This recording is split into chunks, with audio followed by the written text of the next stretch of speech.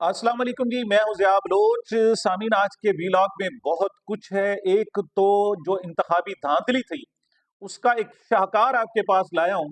आप देखेंगे और सुनेंगे तो आप कहेंगे वाह, क्या कमाल के लोग हैं, क्या कमाल का इलेक्शन कमीशन है। लेकिन बुनियादी तौर पर इस वीलॉग में एक नोहा है, एक दर्द है, एक अफसोस है। और वो अगर अफसोस अनवर मकसूद की जुबानी हो तो उसका क्या ही असर होता है। साथ ही जनाब, आपको पंजाब पुलिस, खसूसन लाहौर पुलिस की बर्बरियत की एक वीडियो भी दिखानी है। इस हवाले से मैं रिक्वेस्ट करूंगा कि प्लीज, अगर आपके साथ बच्चे बैठे हैं तो आप फिर ये ना देखें ये वीडियो, और अकेले बैठकर देखें, और बच्चों के देखने के लिए नहीं है। इस पे यकीन करें, दिल दहल दहल सा जाता है। और साथ ही आपको जनाब बताना है कि हम सदर मुमलिकत जनाब जब सलामी लेने के लिए आए तो उनका सलामी लेते हुए पेशाब ही निकल गया। उसकी वीडियो है जनाब, वो भी दिखानी है आपको। तो एक सवाल पैदा होता है कि इमरान खान को लोग चाहते क्यों हैं। इमरान खान साहब से लोग इस वजह से मोहब्बत करते हैं कि वो आपके साथ खड़ा रहता है, वो सच्चा है, वो सच बात कहता है। जब तमाम के तमाम लोग पाकिस्तानियों को बेच रहे थे अमेरिका के हाथों में, उस वक्त भी इमरान खान वो इसकी मुखालफत कर रहा था। रमजी यूसुफ पाकिस्तान का एक किरदार है, उसको छोड़ें वो क्या था, लेकिन एक पाकिस्तान के बेटे को बेच दिया गया अमेरिका के हाथ में। इस हवाले से इमरान खान साहब का खिताब सुने, उनके अंदर जो दर्द दिल है वो सुने, और फिर आपको अंदाजा होगा कि लोग इमरान खान साहब से मोहब्बत क्यों करते हैं। मुझे कभी नहीं भूलता, शायद आपको बड़ेों को याद हो, एक रमजी यूसुफ एक आदमी था।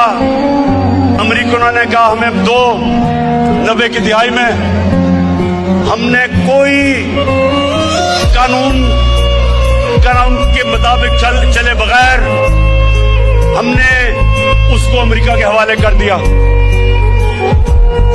अब ये सुने हुआ क्या, मेरे पाकिस्तानियों, ये सुने क्या हुआ। अदालत में वो जाता है, रमजी यूसुफ, उसका वकील जज के सामने क्या कहता है, ये जरा सुनो।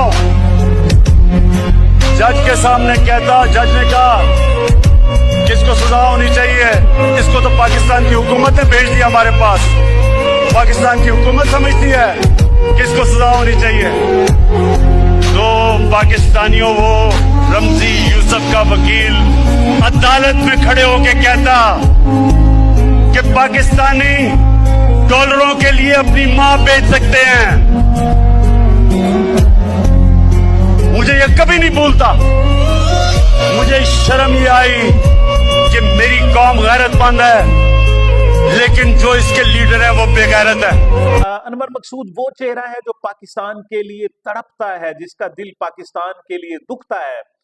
जब इलेक्शन शुरू हुआ था तो उसने एक रिक्वेस्ट की थी, उसने कहा था कि प्लीज इलेक्शन में वोट डालने के लिए बाहर निकलें। और उसका एक कहना था कि शायद मैं जिंदा हूं तो ये देखने के लिए कि कौम बाहर निकलती है या नहीं निकलती। और उसका कहना था कि 76 साल से आप सो तो रहे हैं, लेकिन निकलें। बहरहाल, अब उन्होंने कुछ ऐसे दिल को मोह लेने वाली गुफ्तगू की है। सबसे पहले अनवर मकसूद की जुबानी सुनते हैं कि वो पाकिस्तान को किस हवाले से देख रहे हैं। अगर कायदे आज़म मजीद 4-5 साल जिंदा रह जाते हैं तो क्या तब भी पाकिस्तान के हालात यही होते हैं? और रहते कायदे आज़म जिंदा तो वो कोट लखपत में रहते अगर 1 साल रहे जिंदा, उन्होंने खुद देखा कि ये मैंने गलती की है मुल्क बना के। देखता क्या है मेरे मुंह की तरफ, कायदे आज़म का पाकिस्तान देख। अब डर लग रहा है, कोई मुस्तकबिल नजर नहीं आ रहा। हमें दुआ मांगना चाहिए कि कोई बस अच्छा फौजी आए, कोई अच्छा मुल्ला आए। इनके बगैर अब ये मुल्क नहीं चल सकता। आप भी जमहूरियत से नाउमीद हो चले? क्या की जमहूरियत, कब तक हालात ऐसे रहेंगे? 76 बरस हो गए, अभी तक हमारे पास बम है, कुछ नहीं है। और कुछ लोग कहते हैं एटम बम जो हमने बनाया इसी की वजह से शायद इसके मजीद टुकड़े नहीं हुए। टुकड़े क्या बेटा, मुल्क आधा रह गया है। सब कुछ वही हो रहा है इस आधे मुल्क के साथ। 71 में हुआ था, मुझे लग रहा है बंद हो जाएगा सीपैक वगैरह। क्यों सर? गुलामों से कोई काम भी कराया जा सकता है। मगर सर हम तो आजाद मुल्क हैं। बेटा तुम हो, मैं तो नहीं हूँ। कायद के बाद कोई भी सरबरा अच्छा आता तो हम लोग पता नहीं कहाँ होते हैं। अल्लाह एक है, रसूल एक है, कुरान एक है। 25 करोड़ एक नहीं होते। हमने सुना है कि 1965 में हुई थी एक बार एक। फौज कम थी तो सभी फौजी बन गए थे, अब फौज ज्यादा है, आज भी सभी फौजी बनना चाह रहे हैं ताकि सुकून से पूरी सर 19 यौम स्याह मनाने को कह रहे हैं 9 मई को जो हुआ है वाकया। मशरक़ी पाकिस्तान अलग हुआ था, वो यौम स्याह नहीं था। स्कूल के जो 400 बच्चे मर गए थे वो यौम स्याह नहीं था, उसे क्यों नहीं मनाते? आपके और फौज के ताल्लुक को समझ नहीं पाता। कोई फौजी तकरीब होती है तो आपको होस्टिंग का कहा जाता है, सियाचिन जाना होता है, फौजियों का हौसला बढ़ाना होता है, आपसे कहा जाता है, मगर सर आप उनके खिलाफ भी बोलते हैं। खिलाफ नहीं बोलता, मैं झूठी तारीफ नहीं करता। फौज हमारी जरूरत है, हम भी फौज की जरूरत है। अगर हम नहीं रहे फिर फौज क्या करेगी? अच्छा, पहले जब धांधली की जाती थी तो बड़ा टेक्निकल अंदाज में की जाती थी, इस मर्तबा तो इंतहाई बेवकूफाना अंदाज में की है कि जनाब पूरी दुनिया आप पर थू थू कर रही है कि क्या कर रहे हो जनाब। ये 2900 वोटों की कहानी सुने जनाब, ये कराची का हलका है और जमात इस्लामी के रहनुमा बता रहे हैं इसकी तफसील कि कौमी असम्बली के हलके में 2950 में से 2900 वोट डाल दिए गए और सारे के सारे MKM को डाल दिए गए और बाकी को कुछ भी नहीं डाला गया। मतलब बाकी सारी जमातों के 0 वोट हैं। लेकिन उसी जनाब पोलिंग स्टेशन पर जब सूबाई हल्के में गए तो MKM के 0 वोट थे। भाई ये शानदार शाहकार है जनाब, ये जरा मुलाहिजा फरमाएं। हम ये मान लेते हैं कि जो फॉर्म 45 हमारे पास है, पीटीआई के लोगों के पास है, टीएलपी के लोगों के पास है, दीगर जमातों के पास है, आजाद उम्मीदवारों के पास है, वो सब जाली हैं। हम इलेक्शन कमीशन के जो नताइज हैं उन्हीं को बिल्कुल दुरुस्त तस्लीम करते हैं और उन्हीं का अदाद-ओ-शुमार मैं अब आपके सामने रखता हूं। ये इस वक्त अभी एक पोलिंग स्टेशन का मैं नतीजा आपके सामने रख रहा हूं और इस तरह के 20 पोलिंग स्टेशन है जो PS 90 पे, PS 91 पे, PS 96 पे और इसके ऊपर NA 232 के ऊपर है। आइए अब मैं आपको इन नताइज से आगाह करता हूं जो इलेक्शन कमीशन ने जारी किए। चलिए जी, आपके सामने इलेक्शन कमीशन की जानिब से जो पोलिंग स्टेशन बनाया गया जामा मिलिया स्कूल, जो पोलिंग स्टेशन नंबर 131 NA का और PS का पोलिंग स्टेशन नंबर 91 स्कूल है जामा मिलिया स्कूल। आइए इसका नतीजा आपके सामने पेश करता हूं जो कि इलेक्शन कमीशन ने जारी किया। हैरानकुन तौर पे 2949 वोटर में से 2900 वोटर ने अपना वोट इस पोलिंग स्टेशन पर कास्ट किया। लेकिन अभी हैरानगी रुकी नहीं है, आगे चलिए। ये जो 2900 वोटर थे, इन 2900 के 2900 वोटर ने जो अपना वोट कास्ट किया वो कराची नहीं, पाकिस्तान नहीं, दुनिया की सबसे मकबूल तरीन जमात मुत्तहदा कौमी मूवमेंट के हक में किया। कोई एक वोटर भी ना उसने जमात इस्लामी को वोट दिया, ना उसने टीएलपी को वोट दिया, ना उसने पीटीआई को वोट दिया, ना उसने किसी दूसरी जमात, ना किसी आजाद उम्मीदवार को। 2900 के 2900 वोट मुत्तहदा कौमी मूवमेंट के कैंडिडेट के हक में इन लोगों ने कास्ट किए। अभी हैरानगी का सिलसिला रुका नहीं है। अभी आप सुनिए कि इलेक्शन कमीशन ही के नताइज के मुताबिक इसी पोलिंग स्टेशन में जो कि PS का पोलिंग स्टेशन नंबर 91 था, तो यकीनी तौर पे यहां पर भी मुत्तहदा कौमी मूवमेंट को 2900 वोट मिलने चाहिए थे, यहां पर भी 2900 बैलेट पेपर जारी होने चाहिए थे और मुत्तहदा कौमी मूवमेंट को भारी अक्सरियत से यहां पर जीतना चाहिए था। लेकिन आप सुनकर और देखकर हैरान हो रहे होंगे, स्क्रीन के ऊपर इस वक्त PS 91 का रिजल्ट आपके सामने इसी पोलिंग स्टेशन का आ रहा है। इस पोलिंग स्टेशन पर मुत्तहदा कौमी मूवमेंट ने 0 वोट लिए हैं, कोई एक वोट भी हासिल नहीं। वो जो मकबूल तरीन दुनिया की जमात है जिसने 2900 में से 2900 वोट हासिल किए, लेकिन इसी पोलिंग स्टेशन पर PS पे एक वोट भी हासिल करने में नाकाम रही। सिलसिला भी रुका नहीं है। बात यह है कि अगर 2900 वोट NA के ऊपर कास्ट किए गए हैं तो यकीनी तौर पे PS में भी 2900 बैलेट पेपर जारी हुए होंगे और 2900 वोट कास्ट हुए होंगे। ये हो सकता है कि लोगों ने NA में मुत्तहदा कौमी मूवमेंट को प्रेफर किया और PS के अंदर दीगर जमातों को प्रेफर किया, लेकिन टोटल जो बैलेट इशू होने चाहिए थे वो तो 2900 होने चाहिए थे ना भाई। लेकिन आप जानकर हैरान होंगे कि इस पोलिंग स्टेशन पर और देख रहे होंगे कि 746 बैलेट पेपर इशू किए गए। धांधली को अगर समराइज करना हो तो मैं रिकमेंड करूंगा कि साकिब बशीर साहब के साथ उनके एक साथी दोस्त हैं, वो ये गुफ्तगू कर रहे हैं कि इलेक्शन की रात 8 और 9 फरवरी की रात इलेक्शन कमीशन में क्या होता रहा, इन साफी को वहां एक्सेस हो गई, ये अंदर पहुंच गए और उन्होंने अंदर जाकर क्या देखा और क्या सुना, ये उन्हीं की जुबानी मुलाहिजा फरमाएं।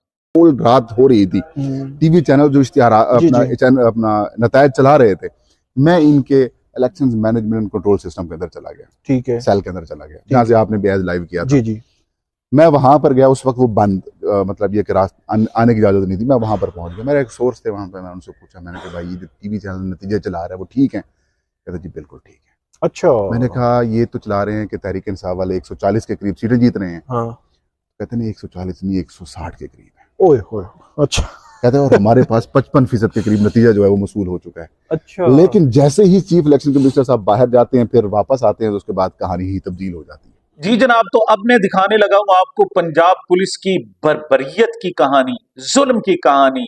ये मुझे लगता है कि पाकिस्तान के खिलाफ ये साजिश है। ये तवक्को आप रखते हैं कि इस किस्म की सूरत हाल हो और फिर लोग आपसे मोहब्बत करें। कैसे करें?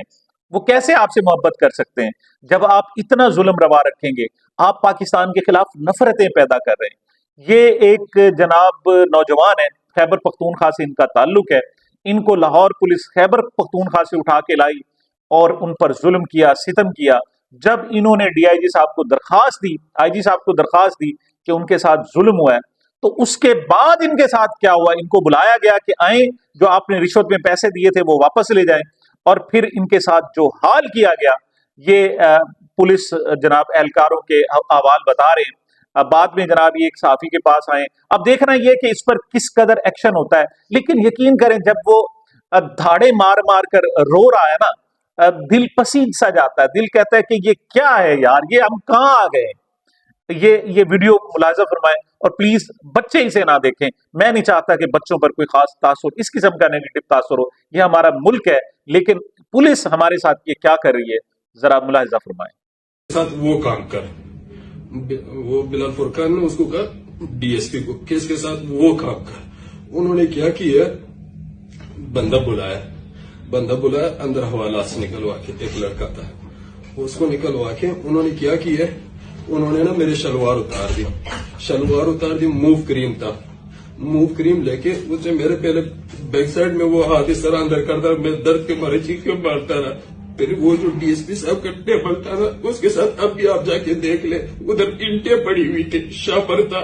वो शापर के साथ ना उन्होंने वो रबड़ के साथ बांध के मेरे इधर बांध के मुझे कह रहा था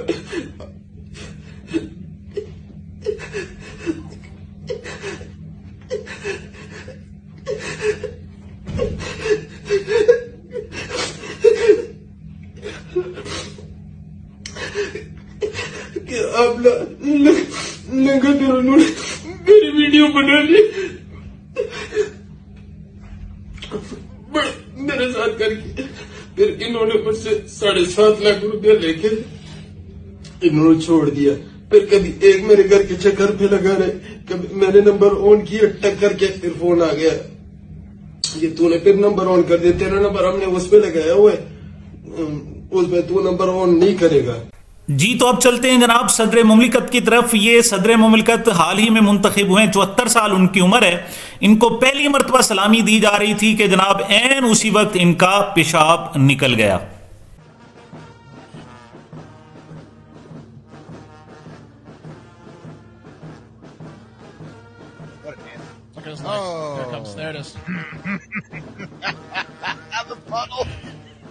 Oh, it's coming out the bottom. Yeah. The puddle forming is so great. Oh, it's about to hit the military guy behind them. Look at this guy. They can't believe it. The president just pissed himself, dude.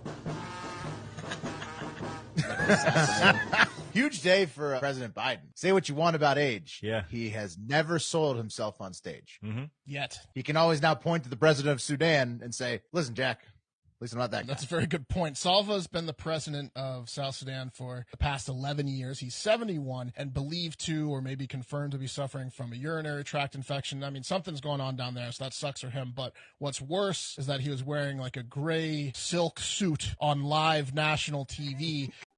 जी जनाब, मैं एक मरतबा फिर कहूंगा कि please इसे आप समझें कि ये सूडान का मामला है, पाकिस्तान का नहीं है। पाकिस्तान आसिफ ज़रदारी साहब को अल्लाह ताला लंबी जिंदगी, बहुत अच्छी सेहत दे, उस हवाले से ना ख्याल कीजिएगा। तो बहरहाल ये जनाब अब तक की गुजारिशात थी। मुझे मेरे चैनल को अपनी मोहब्बत और दुआ में याद रखिएगा। मिलते हैं छोटे से वक्फे के बाद।